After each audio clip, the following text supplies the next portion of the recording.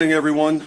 My name is Akil Davis, Assistant Director in Charge of FBI Los Angeles. I'm going to announce our speakers in order. It will be First Assistant United States Attorney Bill Essayli, myself, then Chief of Police Jim McDonald, Sheriff Robert Luna, and then Chief of Police for Palm Springs Police Department. So without further, I'm going to turn over to the United States. Thank you.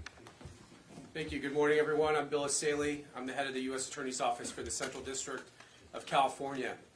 Over the weekend, my office, along with the FBI, arrested members of a far-left, anti-government domestic terror cell who self-identify as the Turtle Island Liberation Front.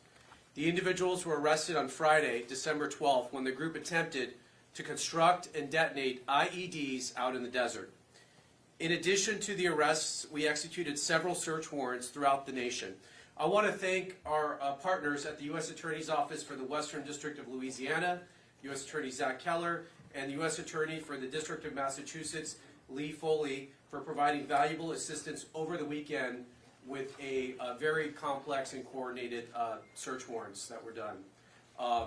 The charges we are announcing today stem from the defendants and their co-conspirators' detailed, coordinated plot to bomb multiple U.S. companies on New Year's Eve.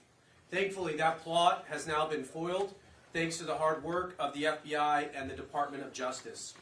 This investigation was initiated in part due to the September 2025 executive order signed by President Trump to root out left-wing domestic terror organizations in our country, such as Antifa and other radical groups like the Turtle Island Liberation Front. As the President made clear, recent attacks across the country have highlighted the grave threats posed by these far-left domestic terror groups. These threats are sophisticated, organized campaigns of targeted intimidation, radicalization, threats, and violence designed to silence opposing speech, limit political activity, and direct policy outcomes and prevent the proper functioning of a democratic society. In direct response to the President's order, the Attorney General issued a memo to our offices implementing and mobilizing federal law enforcement to prioritize and counter domestic terrorism and political violence investigations. As a result of those directives, we built this case.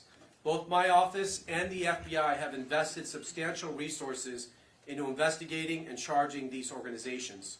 And if anyone does not believe that members of these groups are organized, sophisticated, and extremely violent, let me tell you about the plot in this case. The four defendants are Audrey Carroll, 30 years old. The pictures, I think we have them somewhere. We'll put them up here. Audrey Carroll, 30 years old. Zachary Aaron Page, 32. Dante Gaffield, 24. And Tina Lay, 41. Each from the Los Angeles area. Each is charged with conspiracy and possession of an unregistered destructive device in violation of Title 26, United States Code Section 5861D. We intend to file additional charges in the coming weeks as we finish reviewing the evidence. The defendants are all radical anti-government members of the Turtle Island Liberation Front, which according to their own social media is an anti-capitalist, anti-government movement that calls for their associates to rise up and fight back against capitalism.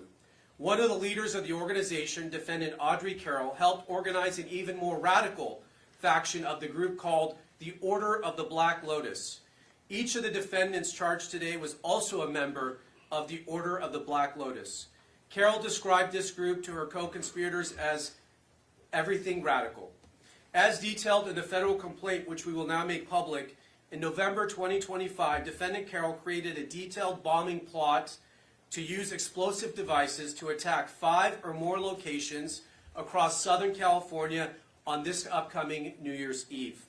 Carroll and her co-defendant, Zachary Page, led the effort to obtain and build the bombs and to recruit others to join in their plot.